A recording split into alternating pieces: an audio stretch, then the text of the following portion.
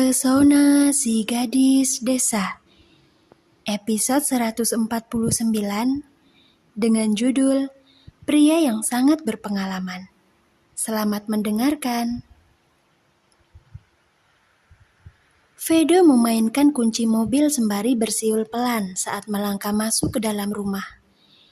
Dia sedang sangat bahagia sekarang. Satu masalah yang selama ini sangat mengganggu hidupnya sudah beres. Dan kini hubungannya dengan Luri sudah benar-benar aman dari gangguan orang lain. Yo, lihatlah siapa yang sedang berbunga-bunga ini. Ejek Kayo seraya menyenderkan bahu ke dinding. Dia kemudian terkekeh melihat kakaknya yang tak acuh akan ejekan yang baru saja dia lontarkan. Ada apa, Kak? Wajahmu terlihat cerah sekali. Menang lotre? Kau ini apa sih, Kai? Memangnya sejak kapan aku bermain lotre? Tanya Vedo santai. Wajahku terlihat cerah karena aku sedang sangat bahagia kalau kau mau tahu. Ada kabar baik yang tiba-tiba datang di hidup kakakmu ini, Kai. Kabar bahagia? Apa itu, Kak? Tanya Kayo pura-pura tidak mengetahui apapun. Ini tentang Kanita, jawab Vedo sembari tersenyum semeringah. Kanita? Memangnya wanita tidak tahu malu itu kenapa? Kayo bertanya sambil melangkah menuju kakaknya yang sedang berdiri menyender pada pegangan tangga. Sebuah seringai samar nampak menghiasi bibir ranum Kayo ketika ide untuk menjahili sang kakak muncul di dalam kepalanya. Aku tahu. Jangan-jangan kau menjadi begitu bahagia karena bayi yang dikandung Kanita ternyata adalah anakmu. Benar tidak? Ya, bicara apa kau, Kai? Pekik Vedo kaget. Segera dia menjewer telinga adiknya yang sudah bicara asal. Kakakmu ini adalah pria yang sangat berpengalaman dalam hal menebar benih, Kai. Jadi tidak mungkin bayi itu adalah anakku. Selama aku berkelana menjadi seorang Casanova, tidak pernah sekalipun aku menebar benihku ke sembarang wanita. Itu pantangan, karena aku tidak mau anakku lahir dari seorang wanita yang tidak pandai menjaga harga diri. Aku adalah seorang mantan bajingan, dan aku tidak akan membiarkan anak-anakku tumbuh di dalam rahim seseorang yang pernah menyelami dunia yang sama sepertiku. Jadi untuk Kanita dan bayinya, sangat amat mustahil kalau aku adalah bagian dari mereka. Kata-katamu terdengar sedikit merendahkan harga diri kaum wanita, Kak. Aku tidak terlalu suka mendengarnya. Ucap Kayo syarat akan sebuah peringatan. Vedo menelan ludah. Dia lupa kalau adik dan juga ibunya sangat amat sensitif dengan hal-hal seperti ini. Tak mau ada kesalahpahaman, dengan cepat Vedo segera meralat kembali perkataannya.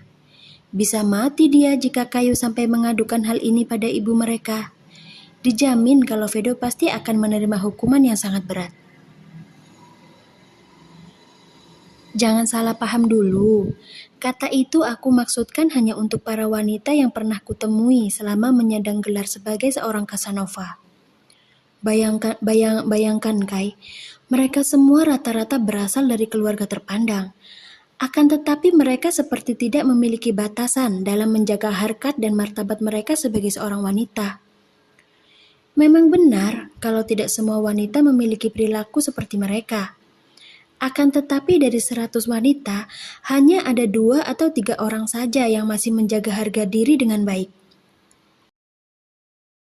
Terlebih lagi para wanita yang hobi berfoya-foya dan berkecimpung di dunia malam. Aku pribadi memang sudah membuat janji dengan diri sendiri kalau aku tidak akan pernah mau mengambil salah satu dari mereka untuk dijadikan teman hidup. Alasannya yaitu tadi, aku tidak mau anakku terlahir dari wanita yang bahkan tidak mampu menjaga kehormatannya sendiri. Dan ini hanya berlaku untuk wanita-wanita seperti mereka saja, Kai. Kau jangan sampai salah mengartikan kata-kataku. Kau serius sekali sih, Kak. Aku juga tahu kalau kau itu tidak mungkin melawan ajaran yang sudah diterapkan oleh ibu selama ini. Kehormatan seorang wanita adalah sesuatu hal yang tidak bisa ditawar dengan apapun, terlepas apakah wanita itu adalah wanita baik-baik atau bukan.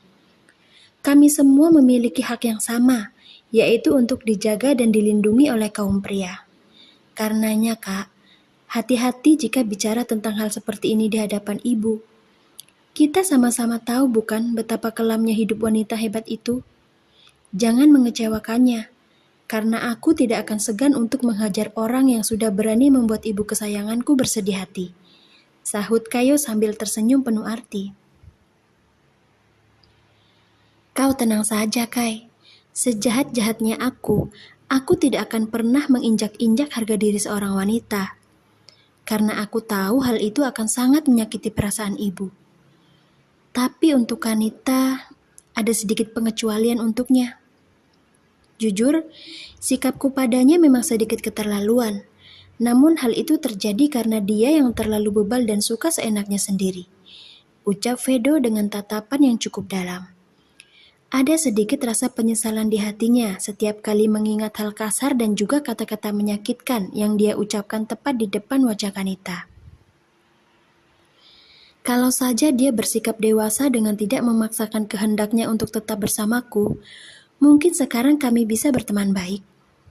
Sayang sekali, Kanita tidak bisa berpikir seperti itu. Kayo ikut menghela nafas setelah mendengar perkataan sang kakak yang dengan jujur mengakui keburukan sikapnya. Sebenarnya Kayo juga menyimpan sedikit rasa iba pada Kanita. Pemikirannya hampir sama dengan sang kakak, di mana seandainya Kanita bisa bersikap jauh lebih baik, mereka pasti akan berteman akrab.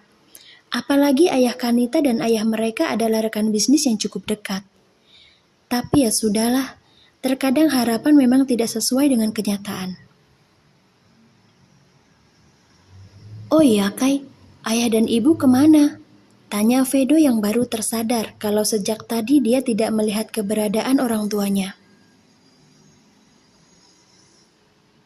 Ayah dan ibu sedang melakukan rutinitas seperti biasanya, Kak.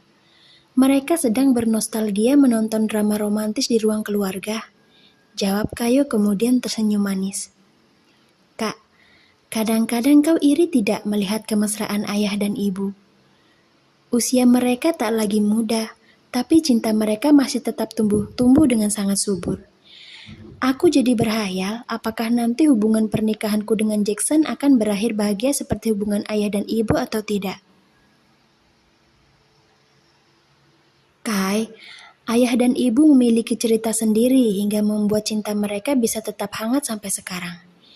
Kau jangan merasa iri, tapi berusahalah agar bisa jauh lebih bahagia dari mereka. Karena sampai kapanpun kau tidak akan pernah bisa menjadi seperti ibu, dan Jackson juga tidak akan pernah bisa melakukan seperti apa yang ayah lakukan. Jadilah diri kalian sendiri, karena porsi kebahagiaan setiap pasangan itu berbeda-beda. Satu hal yang harus kau ingat, kebahagiaan datangnya dari rasa nyaman, bukan dari mencontoh kehidupan orang lain. Paham?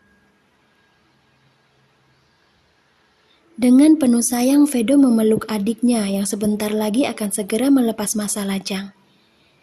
Tidak terasa waktu berlalu dengan begitu cepat, membuat Vedo terkadang lupa kalau adiknya ini sudah dewasa. Kayo adalah bunga di keluarga Eiji, dan dia adalah berlian yang sangat berharga di hidup Vedo. Dalam hati Vedo bersumpah, jika dalam pernikahan adiknya nanti Jackson berani melakukan sesuatu yang salah, dengan tangannya sendiri Vedo akan langsung mengirim mantan penjahat itu pergi ke alam baka. Kayonya tidak boleh sampai merasa sedih. Kayo harus hidup dengan sangat bahagia. Harus. Kak, tadi Kak Renhat menelpon ibu. Dia bilang lusa resepsi pernikahannya akan digelar dan kita semua diminta untuk datang ke Shanghai. Ucap Kayo seraya mendongak menatap wajah sang kakak. Ini kabar yang sangat menggembirakan untukmu, bukan? Maksudnya bagaimana? Kan yang menikah itu Renhat dan Levita. Kenapa kabar itu harus menjadi kabar yang menggembirakan untukku? Tanya Vedo bingung. Astaga, kau ini bodoh atau pikun sih, Kak? Bukankah Luri itu tinggal di Shanghai ya? Dengan kita datang ke acaranya Kak Reinhard, kalian kan jadi bisa bertemu dan menghabiskan waktu bersama. Memangnya kau tidak rindu pada gadis desamu itu apa? Aneh, jawab Kayo tak percaya.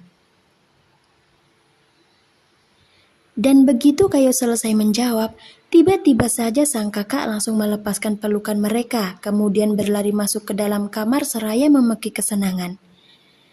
Kayo yang melihat kelakuan aneh kakaknya pun hanya bisa tertawa geli sambil menggelengkan kepala. Dasar bucin, begitulah efeknya jika berpacaran dengan orang yang berbeda negara. Ah, bukannya aku dan Jackson juga begitu ya? Ternyata aku sedang mengejek diriku sendiri. Gumam Kayo sambil menggaruk rambutnya yang tak gatal. Dia salah tingkah oleh perkataannya sendiri.